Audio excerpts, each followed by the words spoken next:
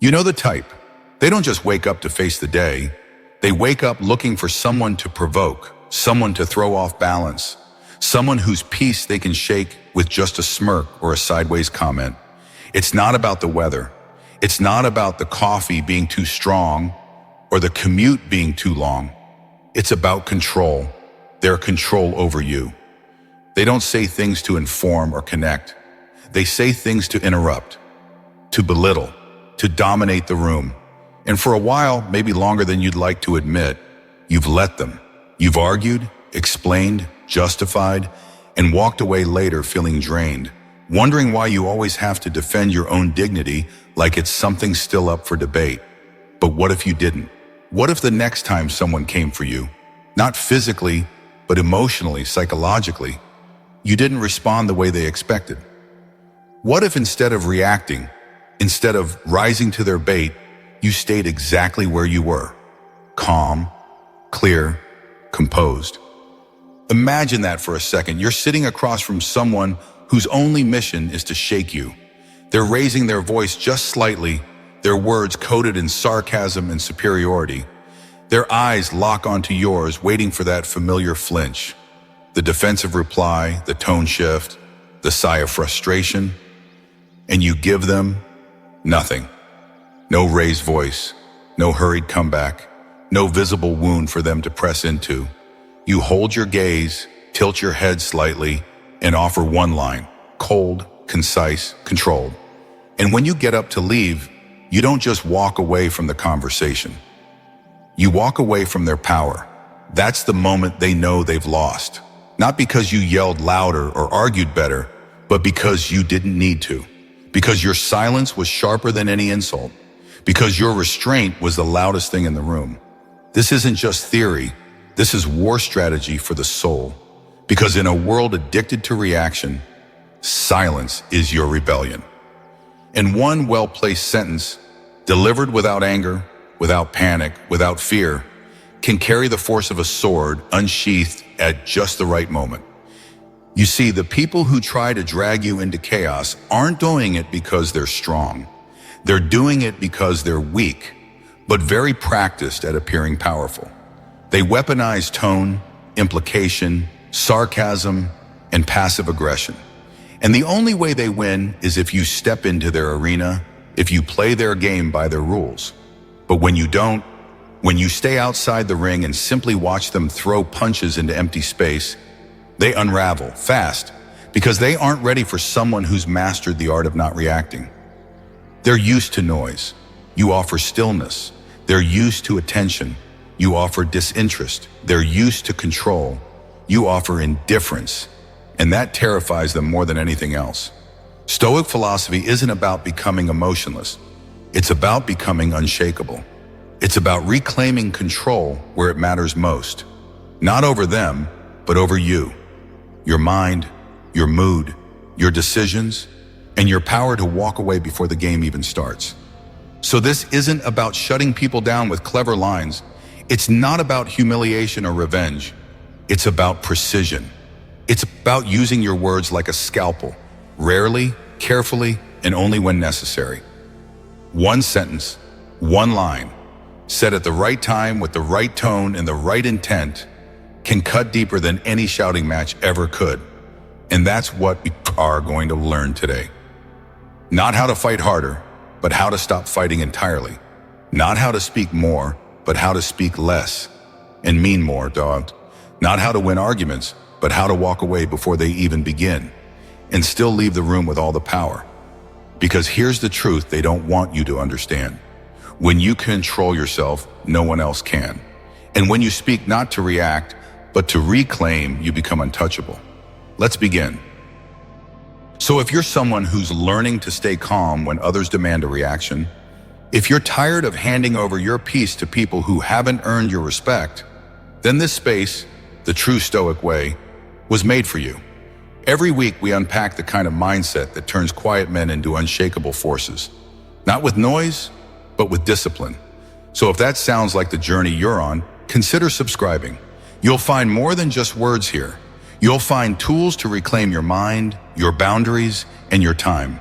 Now, let's start with one of the most powerful truths you can carry into any confrontation. You're entitled to your opinion. I'm entitled to ignore it. 1. You're entitled to your opinion. I'm entitled to ignore it. It starts subtly, almost politely. A raised eyebrow, a half smile, a comment phrased as concern but dripping with judgment. Maybe it comes from a family member who thinks they know you better than you know yourself. Maybe it's a colleague who believes their path is the only sensible one. Or maybe, and this one cuts deeper, it's from a friend you once trusted who now questions your choices with just enough condescension to make you feel foolish for dreaming bigger than they ever dared. You're doing what now? That doesn't sound very realistic. Are you sure you're not just running away from responsibility? At first, you may feel the urge rise in your chest to explain, to justify, to walk them through every careful step you've taken to reach this decision. You want them to see the research, the planning, the sacrifice. You want them to understand. But here's the truth that hits harder the longer you sit with it. They don't want to understand. They want control. Not all criticism is meant to help. Not every opinion is an invitation for dialogue. Some people speak not to connect with you, but to assert power over you, to place themselves above you by positioning you as naive, reckless, or just plain wrong. Their goal isn't truth, it's influence. They want to shape how you see yourself. And if you react, if you defend, if you try to prove your worth, you've already handed them exactly what they came for. But what happens when you don't? What happens when you hear their opinion, really hear it, and respond with nothing but stillness? No tension, no sarcasm, no visible offense, just calm recognition and quiet indifference. That's the move they never see coming, because they expect you to flinch. They expect debate, emotion, insecurity. They expect to win, not through logic, but through pressure. And when you withhold all of that, when you nod, maybe even smile, and simply carry on, it leaves them suspended in their own discomfort. That silence, that refusal to engage, it echoes louder than any counter-argument ever could. Let's get something clear. Ignoring someone's opinion doesn't mean you lack depth or self-awareness. It means you've already done the work. You've already considered your path, your reasons, your timing. You've stood in front of the mirror and faced your own doubts. So when someone else projects theirs onto you, it no longer sticks. That's not arrogance. That's emotional sovereignty. Let me offer you a real scenario. You might know it too well. You've decided to change careers, a leap into something uncertain but deeply meaningful to you. You've done the math. You've mapped the transition. You've built the runway. Then over coffee, someone who's always played life safely leans in and says, "I just think it's a mistake." You're walking away from stability for, what, a fantasy? They're not curious. They're not asking to understand. They've already made their judgment, and they want you to feel the weight of it. But here's what you can do instead.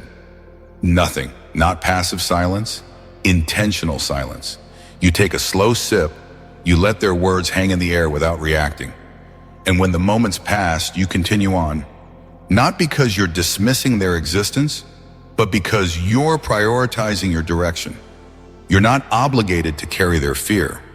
You're not required to absorb their limitations. You're not here to audition for their approval. This is Stoicism in its purest form.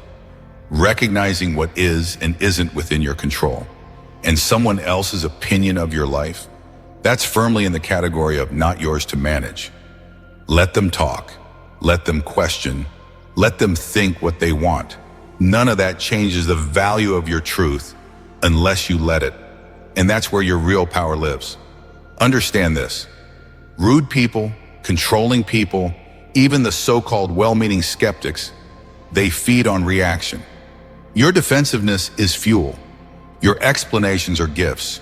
Your energy, your attention, your need to be understood, all of it gives them a stage they don't deserve. But when you offer no performance, when you deny them that stage entirely, the dynamic collapses. They're left with their own echo, and you walk away untouched. Because in that moment, by choosing not to react, you haven't lost the argument. You've declared that there was no argument to begin with. You've shown that your peace is not up for negotiation. You've drawn a line, said not in anger, but in principle, and they will feel it. Trust me, they will. You may not see the impact immediately. They may double down or retreat or scoff, but the silence you gave them will replay in their mind long after you've moved on. That unbothered calm, that refusal to engage, is unforgettable. It's unsettling in all the right ways. Because in a world addicted to validation, there is no greater rebellion than walking away without the need to be understood. So the next time someone tries to press their doubts into your skin, remember this: they're entitled to their opinion.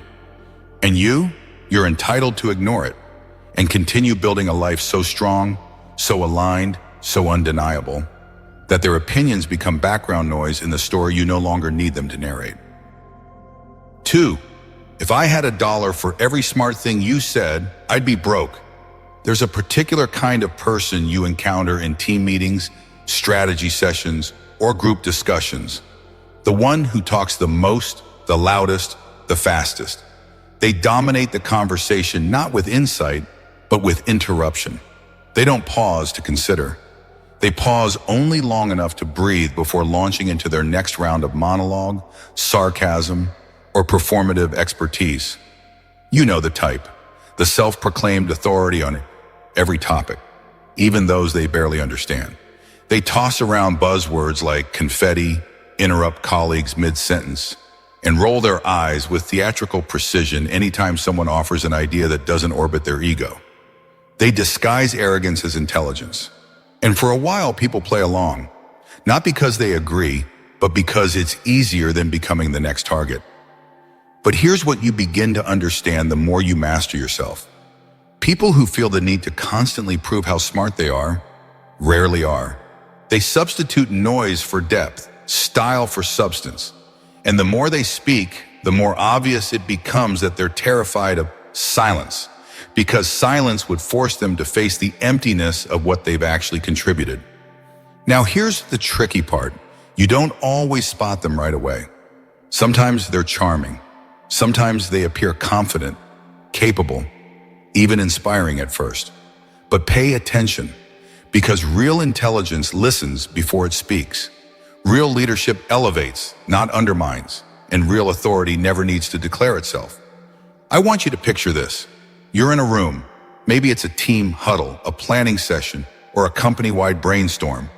You've spent days, maybe weeks, preparing an idea you believe in. You've tested it, refined it. You're ready. Then, just as you begin laying it out, the room shifts. You hear it before you see it. That tone, that smirk, that predictable voice breaking in with a sideways comment meant to undercut, not contribute. The room laughs, not because it's funny, but because it's easier than standing up to the self-made bully in the room. And in that moment, you feel the old impulse rise, to explain, to defend, to engage. But you don't. Not this time. This time you take a breath, you meet their eyes, you let their sarcasm finish echoing into silence. And then you say it, calm, neutral, devastating. If I had $1 for every smart thing you've said, I'd be broke. And then you turn back to your work. You don't gloat. You don't wait for applause. You resume your presentation like they never existed. That's the power of controlled disruption. You didn't attack them. You didn't raise your voice. You didn't join their game. You ended it, not with volume, but with precision, not with defensiveness, but with clarity. Because you've realized something that changes everything. Your job is not to win arguments. Your job is to maintain the frame. When someone like that dominates the room, they're not just filling space. They're hijacking energy. They feed off reaction. Your discomfort is their validation. But when you stay calm, when you offer one clean, cutting truth and then move forward, you show the entire room who's really in control. Here's the deeper truth. People like that often build nothing of value. They don't innovate. They don't collaborate. They don't inspire growth. Their power is an illusion, held together by intimidation and the silence of those too tired to push back. And that's why your restraint is so unsettling to them. Because when you don't flinch, When you show that their tactics no longer hold weight, their mask begins to crack. You're not humiliating them, you're just holding up a mirror. What they do with that reflection, that's on them. Stoic philosophy teaches this exact principle.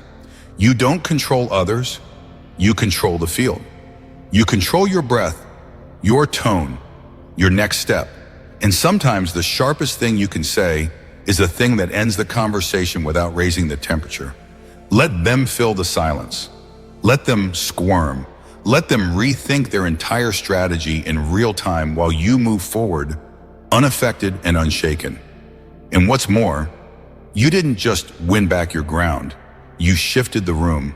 The people watching, the ones who felt belittled, silenced, pushed aside, they saw it too. You gave them permission to stop tolerating, to stop shrinking, to stop handing the microphone to the loudest person in the room.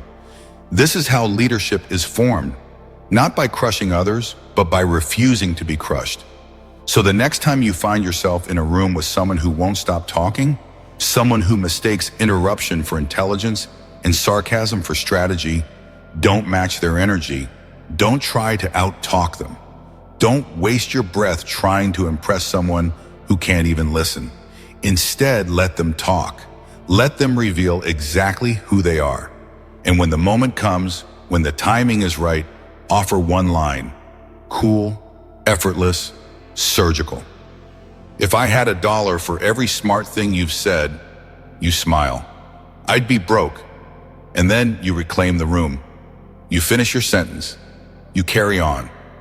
Not because you silenced them, but because they were never the voice that mattered in the first place. 3, I don't argue with people who thrive on disrespect. There's something almost seductive about confrontation. The adrenaline, the sense of standing your ground, the urge to defend your name, your values, your dignity. But here's what most people never realize until much later. Not every confrontation is worth your energy. Not every insult deserves a reply. And most importantly, not every opponent is actually playing your game. Some people aren't looking for understanding. They're looking for chaos. You've probably seen it before. It doesn't matter whether it's a group chat, a team call, a family dinner, or a comment section on social media. Someone throws out a comment, knowing exactly where to poke, exactly how to bait you.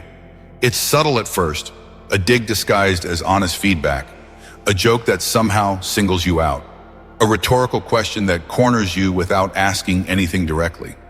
But when you respond, when you start explaining, clarifying, defending, something strange happens.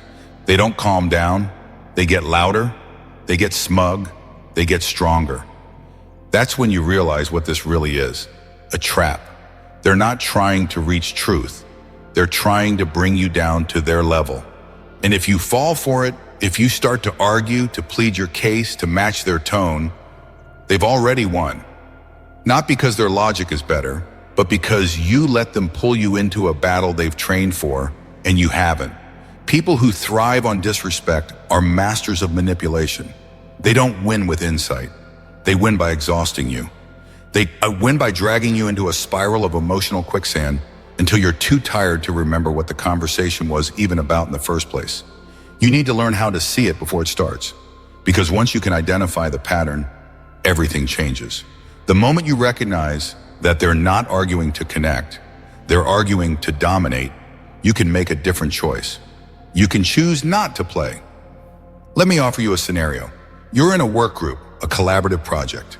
Ideas are flying, creativity is flowing, and then there's that one person. You know who I mean. They don't just offer critique. They inject venom. They don't just disagree, they mock. And when you offer a thought, they don't respond to your idea. They respond to you, your tone, your credibility, your competence. At first, you try to meet them halfway. You clarify. You stay professional. You try not to take it personally. But then they escalate. They interrupt. They smirk. They throw shade with just enough deniability to avoid being called out. And the room starts watching. Now, in this moment, you could engage. You could snap back. You could point out their behavior and go toe-to-toe. But instead, You pause, you breathe, and you see it clearly. They want the attention. They want the spotlight. They want you flustered because your fluster validates their performance. So you don't give it to them. You meet their gaze. You say one line, maybe it's just, "I don't argue with people who thrive on disrespect." Or maybe it's just a glance and a quiet, "Let's stay on topic." And then you move on, just like that. No blow up, no scene, no performance. And the power in the room shifts instantly. They expected a duel. You gave them indifference. And for someone who survives on conflict, indifference is starvation. They don't know what to do with it, because now the performance is over, and you refuse to buy a ticket. That is self-mastery. That is what Stoicism looks like in real time. You don't control the disrespect, but you control how close it gets to you. You control whether you invite it into your emotional space. And when you choose not to, you rob it of oxygen. Here's a deeper truth. The people who lash out the most often feel the weakest inside. Their behavior isn't a reflection of your worth. It's a reaction to their own insecurity. They want to make someone feel small so they don't have to feel that way themselves. But that's their fight, not yours. When you argue with someone who's only there to stir chaos, you don't rise to the occasion. You sink to it. And no matter how right your argument is, the moment you play their game, you've already given up the higher ground. That's why walking away isn't weakness. It's not surrender. It's a strategic withdrawal from a war that doesn't deserve your presence. You don't need to win arguments to win respect. You don't need to dominate others to stand in your power. You just need to know what fights are actually worth showing up for. Because your energy is currency, and the most expensive thing you can do is spend it on someone who thrives on making you prove your worth, when you never owed them proof to begin with. So the next time someone tries to lure you into a debate where the goal isn't clarity, but control, step back, see the game for what it is, and end it before it begins. Say less, mean more, reclaim the frame, and if necessary, let your silence be the last word they ever hear from you. You don't owe disrespect a platform. You don't owe noise your voice. You owe yourself peace and the discipline to protect it. If this kind of mental clarity resonates with you, if you're learning to hold the frame instead of reacting to every insult, you're already walking the path of the few. Here at True Stoic Way, we don't teach revenge. We teach control. We don't fuel outrage. We sharpen response. Subscribe now and join a community that trains strength where it matters most. Not in volume, but in principle. Because the calmest man in the room, he always wins. Your attitude isn't going to get you very far in life. It's not an insult. It's not a mic drop. And it's not said to belittle, embarrass, or win points in a power game. It's a mirror, a quiet, controlled reflection of truth, one that, when delivered at the right moment, cuts sharper than any raised voice ever could. Because sometimes the most powerful thing you can say to someone who constantly disrespects others is a sentence so clear, so grounded, they have nowhere left to hide inside their performance. Your attitude isn't going to get you very far in life. You don't shout it. You don't snarl it. You say it flat, calm, as if you were stating the weather. Why? Because when it comes from anger, it becomes a fight. But when it comes from clarity, it becomes a reckoning. There are people in this world who move through spaces like they own them. Not because they've earned the right, but because they've learned how to weaponize fear. They cut people down to feel tall. They humiliate to stay in control. They talk over others. They demand silence, obedience, and applause, all while giving nothing of substance in return. And for a time, it works. People flinch. People shrink. People avoid their line of fire, not because they're respected, but because no one wants to be the next target. Their presence becomes a fog over every meeting, every group, every environment they enter. But the truth always has a way of surfacing. Let me paint the picture. You're in a team setting, the kind of environment where ideas should flow, where progress depends on collaboration. There's someone senior, experienced, maybe even brilliant, but their brilliance has long been overshadowed by the way they use it. Not to build, not to lead, but to dominate. They correct people in public. They make examples of mistakes. They treat confidence as competition, and every room they walk into gets quieter, colder. You watch this happen. Not once, not twice, it becomes a pattern, and the people around them stop contributing. Not because they lack ideas, but because they've learned that nothing they say will survive the gauntlet of arrogance waiting to crush it. Then one day it's your turn. You've been asked to present something, maybe a report, maybe a proposal. You've done the work, you're prepared, but you can feel it before you even open your mouth. The tension, the anticipation of critique, the eyes glancing toward the one person who always has something to say. And of course they deliver. Not feedback, not curiosity, but dismissal, condescension. A calculated move to undercut your authority and remind the room who supposedly holds the upper hand. This time you don't play it safe. You don't make excuses. You don't justify. You don't attack. You meet their gaze, level and steady, and you say it. Your attitude isn't going to get you very far in life. And you let it sit. There's no rage in your voice, no trembling, no escalation, just truth, delivered with surgical precision. And in that moment, they feel something they haven't felt in a long time, exposed. Because for once, someone didn't fold. Someone didn't laugh nervously. Someone didn't look away. You saw them. And more than that, you reflected them. See, people like that often go unchecked, not because others believe they're right, but because it's exhausting to confront them. It's easier to adapt, to tiptoe, to stay silent. But Stoic philosophy teaches something else entirely. We don't speak to control others. We speak to anchor ourselves in reality. And when you speak not from ego, but from principle, what you say becomes a weapon of clarity. There's no performance here. You're not trying to one-up them. You're not trying to make them feel small. You're simply telling the truth they've spent years avoiding.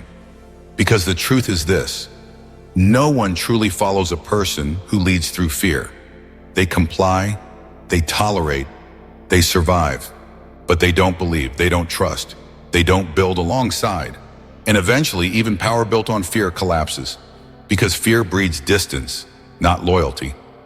So when you say your attitude isn't going to get you very far in life, what you're really saying is your brilliance is being wasted on ego. Your potential is being buried by insecurity. Your need to control is costing you the respect you crave. And even if they never admit it out loud, even if they roll their eyes or shrug it off, they heard you more than they've heard anything in years. Because deep down, they've always known it was true. They were just hoping no one else would say it. That's the moment you become dangerous. Not with aggression, but with truth. Not because you're louder, but because you're no longer afraid to speak without fear, without flattery, and without apology. And it's not just for them, it's for the room. Because when others see you stand your ground without becoming cruel, when they witness someone hold the line with poise instead of pride, it resets the tone. It reminds everyone that respect doesn't have to be demanded. It can be commanded, quietly, firmly, unshakably. So don't fear the moment where you have to speak truth to power. Don't walk away wondering if silence would have been safer. Sometimes the strongest move isn't to walk, it's to stand, to speak, and to let the truth echo louder than any title in the room. Because words spoken from stillness hit differently. They don't need to shout, they just need to land. And when they do, the people who needed to hear them, they'll never forget. 5. This conversation was over before it even started. Some conversations never deserve to begin. Some debates were never real. Some confrontations are just traps, disguised as dialogue. But you only realize that once you stop assuming that everyone who speaks to you deserves a response. Because the truth is, some people don't want to understand. They want control. And their favorite weapon?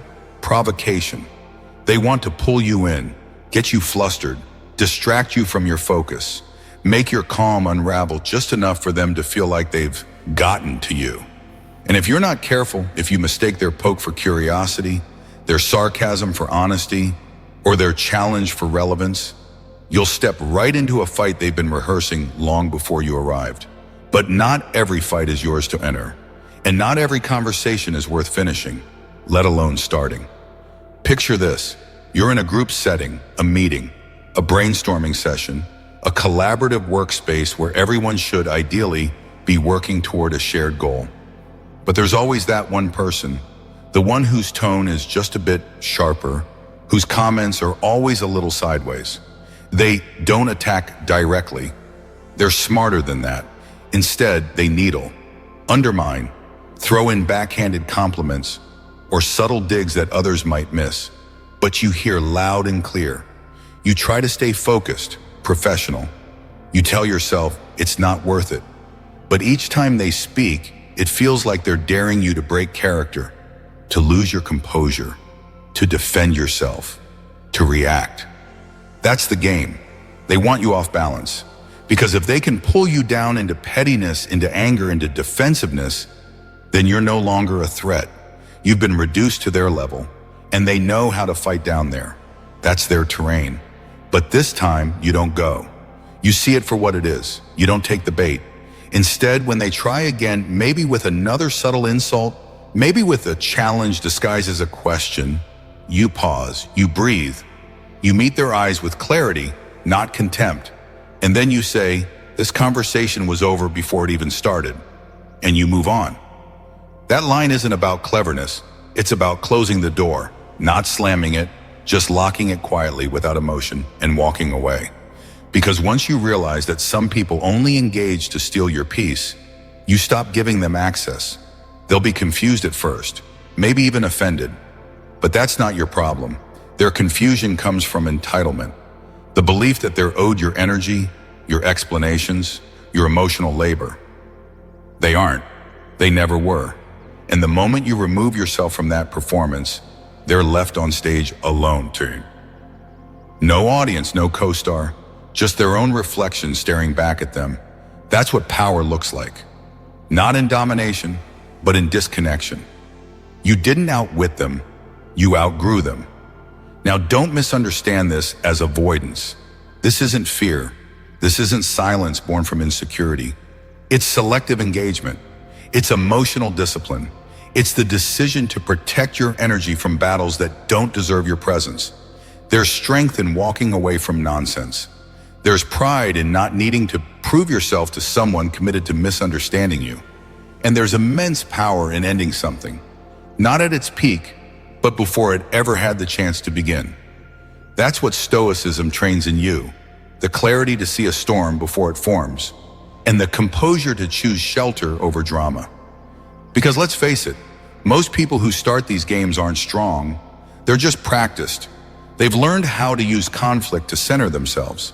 They thrive in chaos because that's where they feel in control. And the only way to truly win is to never let them pull you in. Let them squirm in the silence. Let them sit with a closed door. Let them realize, maybe for the first time, that you are no longer available for disrespect disguised as dialogue. You owe that to yourself, to your peace, to your focus, to the future you're building. One conversation you didn't engage in at a time. Because every time you don't rise to the provocation, every time you don't fall into their trap, you reinforce something far more important than victory in a verbal battle. You reinforce your sovereignty. So the next time someone comes at you sideways, looking for that reaction, fishing for that emotional slip, remember, they never deserved your attention. This conversation was over before it even started. And when you say that, not in anger, but in stillness, they'll feel the door close. And you'll already be walking towards something better. If that shift in mindset is what you're after, if you're building the kind of mental strength that refuses to engage with chaos, then you've already started living the true Stoic way. This space was made for people who no longer waste energy on games, who no longer argue to be heard, who no longer answer just because they were spoken to. Subscribe now and keep sharpening your silence. Because around here, we don't chase control, we master it. 6. Thanks for your input. I'll be sure to forget it immediately. There's a very particular kind of attack that doesn't come dressed in rage or hostility. It comes dressed in feedback. It sounds like advice. It arrives wrapped in civility. But when you open it, when you sit with the weight of what was actually said, you know exactly what it was meant to do. It wasn't meant to help. It was meant to diminish. There's a tone people use when they want to sound helpful, but intend to sound superior. There's a smile they wear when they want you to think they're being polite, even as they aim directly at your confidence. There's a way they phrase their thoughts, vaguely condescending, casually critical, that makes you question not only what you did, but whether you should have done it at all. It's not blunt disrespect. It's strategic undermining. And sometimes it's delivered by someone who believes they're clever enough to get away with it. Because how could you possibly take offense? They were only trying to offer insight. They were just being honest. Maybe they even added the all too common phrase, "just my 2 cents." But you know better. You know what it feels like when someone gives you advice not to support your growth, but to position themselves above you. You know the weight of words that linger in your mind long after they were spoken, not because they carried wisdom, but because they struck where they were designed to hurt. And the worst part, it often works, at least for a while. You replay the comment in your head later. You wonder if they were right. You start to hesitate where you used to feel certain. You carry their words into your next meeting, your next project, your next day, and they echo in the quiet spaces you used to call confidence. But then something shifts. You start noticing the pattern, not just in what was said, but how it was said. You see that the so-called advice was never rooted in respect. It wasn't aimed at improvement. It wasn't based on knowledge, empathy, or truth. It was a jab, a dressed-up insult, a subtle way of saying, "I don't think you're good enough, and I want you to feel it." That's when you make a different choice. You don't argue. You don't correct them. You don't waste time explaining your process, your vision, or your worth. Instead, the next time they offer you one of their signature critiques, that same familiar tone, that same thinly veiled dig, you look them in the eye, let a small pause carry the silence between you and say, "Thanks for your input. I'll be sure to forget it immediately." And then you move on, without waiting for their reaction, without offering a counterpoint, without showing even the slightest dent in your self-respect. That sentence may be wrapped in politeness, but it carries the precision of a blade. It communicates, without a trace of hostility, that their words were not only ineffective, they were irrelevant. It tells them that their opinion holds no weight in your world. It reminds them that your mind is not open real estate for unsolicited occupation. And the beauty of it, it doesn't escalate, it doesn't burn bridges. It simply cuts the cord and leaves the weight on the floor where it belongs. Because the truth is, not all opinions are worth receiving. Not all feedback deserves your consideration. And not every critic is worth inviting into your inner circle of influence. Some people speak not because they have something valuable to say, but because they want to feel important. And the easiest way for them to feel superior is to make you feel small. But your strength, your real, grounded strength, doesn't come from showing them how wrong they are. It comes from showing them how little space they occupy in your mind. You don't win by debating. You win by choosing what to remember and what to let fall away like dust. Stoic philosophy teaches us that insults don't harm us unless we allow them in, that the mind is a fortress and the gates open only by invitation. And when you recognize that a person is speaking to inflate their ego, not to improve your path, you withhold that invitation completely. You leave them standing outside, confused, unsettled, unable to understand why their words failed to land, because they expected you to defend. They expected you to doubt. They expected to see discomfort in your face. But instead, they were met with indifference, a smile perhaps, and a sentence so casually dismissive it took the air right out of their performance. "Thanks for your input. I'll be sure to forget it immediately." And just like that, you end the performance before it begins. You don't give their words a home. You don't let their energy become yours. You return to your work, your purpose, your calm, untouched, undisturbed, undiminished. This is not arrogance. This is not cruelty. This is clarity. Because clarity isn't just knowing who you are. It's knowing who doesn't get to shape that. So the next time someone disguises their disrespect as feedback, don't explain, don't debate, don't carry their projection into your next moment.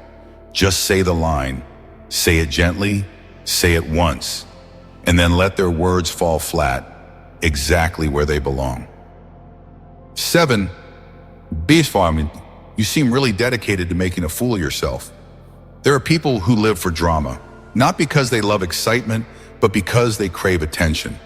They poke, they prod, they stir the pot again. And when someone finally reacts, they retreat into victimhood, like it was all just a misunderstanding. But you saw it, everyone saw it, and the truth is they wanted the reaction. That was the goal all along. You've met this type before, you might even be dealing with them now. They never strike directly. They use suggestion, implication, and plausible deniability as their tools. Their sarcasm always comes with a smile.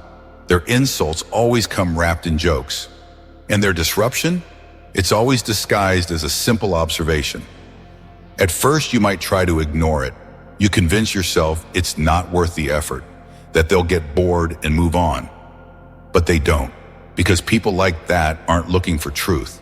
They're looking for friction. And the quieter you remain, the more creatively they escalate. Because your peace is intolerable to them. It highlights their chaos. It shows just how loud their insecurity actually is. So what do? You don't explode. You don't trade barbs. You don't let them pull you into their personal circus. That would be too easy for them. That would give them what they wanted, validation that they matter enough to shake you. Instead, you hold the line. You let them keep going. You watch the show, the desperate attempts to provoke, to twist, to poke holes. And then, when the time is right, when the moment hangs in the air just long enough for the weight of their absurdity to become undeniable, you deliver it. You seem really dedicated to making a fool of yourself. Not loud, not cruel, just surgical. That sentence does what nothing else can. It doesn't attack, it reflects. It holds up a mirror they weren't ready to see. And it does something even more powerful. It removes you from the frame. You're not in the fight, you're not even on the field. You're the observer, calmly noting the unraveling of someone who's so addicted to conflict, they don't realize how foolish they've become. And here's the beauty of it. Once spoken, it requires no follow-up. You don't need to explain. You don't need to elaborate. You don't need to wait for a reaction. Because they heard you, and more than that, they felt it. That's when it all shifts. They realize that while they were performing, you were watching. While they were scrambling to manufacture chaos, you were documenting patterns. And now, with one line, you've exposed the entire act. You haven't just disarmed them, you've embarrassed them. Not through shame, but through precision. You've made it clear that the stage they were playing on was never yours. And now, the lights have gone out. See, people like that don't stop because you yell. They stop because their performance loses meaning. They thrive on tension. They wither under clarity. And nothing is more clarifying than realizing the audience isn't clapping. They're cringing. That's why Stoicism isn't about silence for the sake of silence. It's about speaking with purpose. And sometimes the most powerful purpose is to say the one thing they never expected. The thing that forces them to see themselves exactly as they are. You don't need to humiliate them. You don't need to stoop to their level. You just need to let the weight of their behavior collapse under its own absurdity. Let me give you the picture. You're in a collaborative environment, maybe a workplace, maybe a creative team. And there's one individual who keeps making it about them. Through passive-aggressive comments, eye rolls, performative offense, or subtle sabotage. You've kept your distance, you've kept your calm, but they keep pushing. Then during one interaction, it becomes too obvious. Their snide comment crosses a line. The room feels it, everyone hears it, and they, as always, smirk, waiting for you to stumble. But instead, you take a breath.